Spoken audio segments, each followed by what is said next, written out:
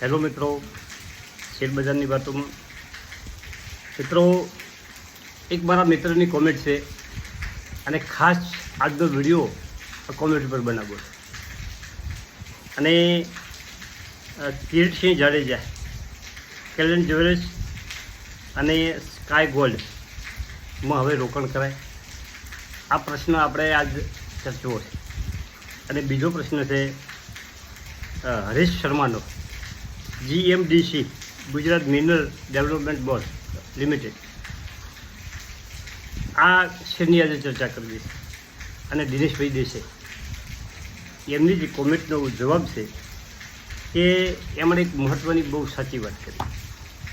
અને દિનેશભાઈ દેસાઈની વાત છે કે કાકાને ભરોસે શેર ના લેવાય. મિત્રો, કાકાને નહીં પણ કોઈને ભરોસે શેર ના લેવાય. શેરમાં પૈસા તમારા, રોકાણ તમારો, નફો તમારો, તમારે રિસ્ક નહીં લેવાનું. વિડીયોમાં કોઈ શેરની ચર્ચા થાય તો એને તમારે ડાયરીમાં લખી રાખવાની, એની વોચ લિસ્ટમાં રાખવાની. અને તમને લાગે કે આ ભાવે ખરીદવાનો છે, એ ભાવ કંપનીનો આવે ઘટે તો એમાંથી થોડાક શેર લેવાય. બાકી આજે વિડીયો બનાવીને આજે વધારા થઈને કૂદી પડવાની વાત નહીં કરવા. શેર બજારમાં કોઈની ટીપ ઉપર તમારે ચલાય નહીં, આ સોખી વાત છે. હવે આજે આપણે બજારની મુદ્દાસરની વાત આવવા કે કરંટ જ્વેલર્સમાં શું કરવું. મિત્રો, આ કંપની સુપર કંપની, મેં ખૂબ વિડીયો બનાવ્યા છે. અને પરંતુ પ્રમોટરોએ ભરોસો તોડી નાખ્યો, રોકાણકારોનો ભરોસો તોડી નાખ્યો છે. વચ્ચે એમના ઉપર 2-3 કંપનીઓ જે આવી અને બજારમાં જે ચાલી કે પ્રમોટરો હેલિકોપ્ટર ખરીદવાના છે, આ ખરીદવાના છે, ઓમ છે, તેમ છે, ઘાલમેલ કરી છે, આવી બધા ઘણા કારણો છે. પરંતુ એના આપણે ફંડામેન્ટ પણ જોઈ લઈશું. પરંતુ થોડીક બજારની વાત કરો કે સેન્સેક્સમાં કાલે 1.5% ઘટાડો હતો અને 81,757 ઉપર બંધ છે. નિફ્ટી 0.5% ઉપરનો ઘટાડો હતો 147 પોઈન્ટનો અને 24,968 ઉપર બંધ છે. તો ખાસ વાત એ છે કે બજાર હવે ઓછી ક્યાં જશે. 25,000 નીચે તો સરકી ગયું છે, પરંતુ 25,000 ઉપર જશે, 25,500 થશે કે બજાર હજી નીચે આવશે, 24,000 તરફ જશે. બજારમાં ઘણા કારણો હોય અને એમાંય ખાસ અત્યારે જે ટેરિફની ચર્ચા છે એની અસર બજારમાં કેવી થાય, અમેરિકાની બયાનબાજી કેવી આવે, કોના ઉપર બધું આધાર રહેલો છે. અને મિડ કેપ ને સ્મોલ કેપ 2-4 દિવસથી સતત વધતું હતું, એમાં પણ ખાલી ઘટાડો હતો, જોરદાર ઘટાડો હતો. અને NSE ઉપરના શેરોમાં 938 શેર ઘટતા હતા અને 1,713 શેરમાં ઘટાડો હતો અને 938 શેરમાં વધારો.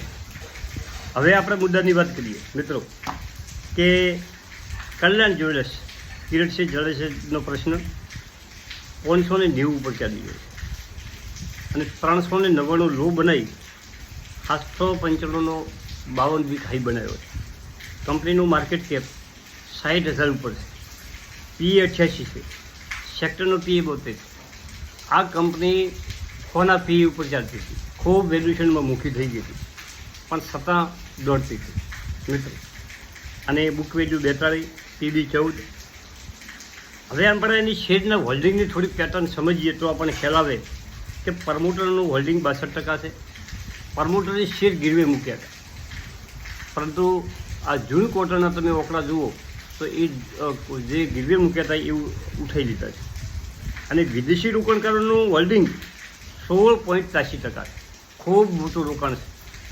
અને આપણા ઘરેલું ફંડનું 13.33% છે મિત્રો.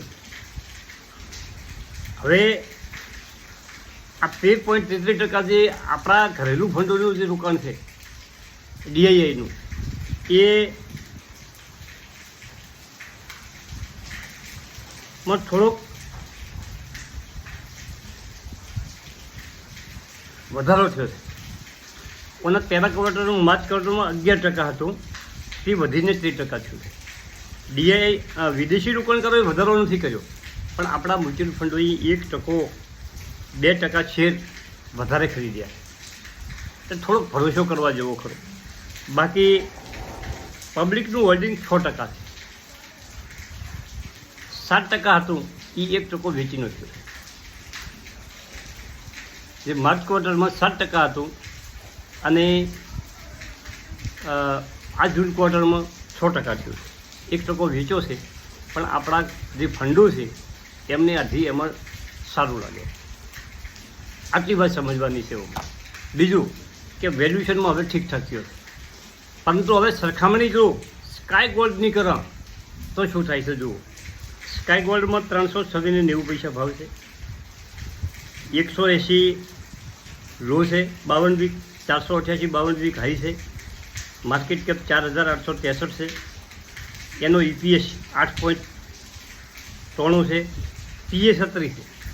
હવે જુઓ PA વેલ્યુએશનનો ગણો તો કલર જ્યુએલ્સ 88 ઉપર ચાલે છે અને સ્કાય ગોલ્ડ 17 PA ઉપર ચાલે છે.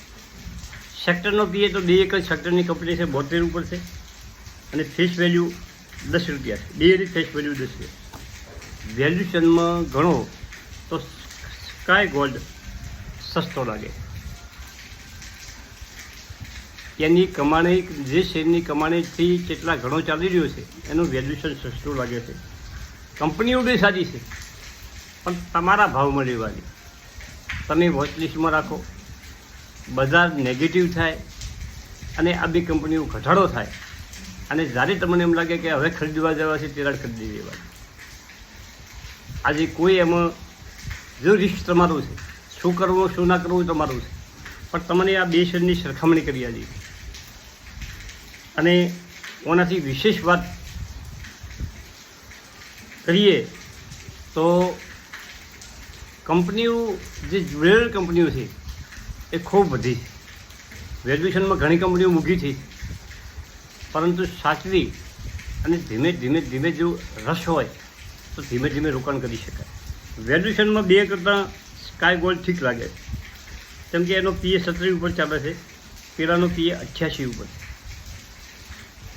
હવે હરેશભાઈ શર્માની વાત કરો તો એમણે 10-20 કોમેન્ટો કરી છે GMDCની અને ગુજરાત મિનરલ ડેવલપમેન્ટ કોર્પોરેશન 435 રૂપિયા ઉપર ચાલે. કાલે 443નો હાઈ બનાવી અને 435 ઉપર બની ગયો. 52 વીક હાઈ કંપનીએ બનાવી દીધો અને કાલે 14% જેવો વધારો હતો. 226 52 વીક લો છે. માર્કેટ કેપ 3842 છે, EPS 21 છે, PA 20 છે, સેક્ટરનો PA 12 છે. સેક્ટરના PAથી PA થોડોક મોંઘો છે, પણ તો ઠીક કહેવાય. ડિવિડન્ડ 2.32%, સારામાં સારું કંપની ડિવિડન્ડ આપી દીધી. બુક વેલ્યુ જુઓ તો 194 છે, ગુડ કહેવાય. કંપની પાસે એસેટ સારી છે અને PB 2.24. હવે આપણે હોલ્ડિંગની વાત કરીએ તો 74% હોલ્ડિંગ પ્રમોટરો પાસે છે, ખૂબ સારું સારું. અને 2.25% વિદેશી રોકાણકારો છે. આપણા ઘરેલું ફંડો 15% આસપાસ છે અને 18% પબ્લિક પાસે છે અને 4.23% આધાર પાસે છે. સારામાં સારી કંપની છે, પરંતુ વધી છે ખૂબ. ટૂંકા સમયમાં ઝડપી વધી ગઈ છે. તમારે તમારા ભાવે લેવો હોય તો શેર જ્યારે ઘટે તો તમારે ગમે ત્યારે તમે એની નજર ઉપર રાખી શકો છો અને તમારે અનુકૂળ આવે ત્યારે તમે એની પોઝિશન બનાવી શકો છો. કંપની કોઈ ખોટી કંપની નથી અને સેક્ટર ગુડ સેક્ટર. આ સેક્ટર કાયમ ચાલવાવાળું સેક્ટર છે. જો મિત્રો વરસાદ ચાલુ છે, આજે રાતથી વરસાદ ચાલુ થયો છે, દમદાર વરસાદ આવી રહ્યો છે. હવે બીજી વાત કਰਾਂ કે ગરીબ અને અમીરની સોચ એ હવે આગળ વિડીયોમાં લેશે. 9-1 મિનિટનો વિડીયો થઈ ગયો છે. થેન્ક યુ, આભાર.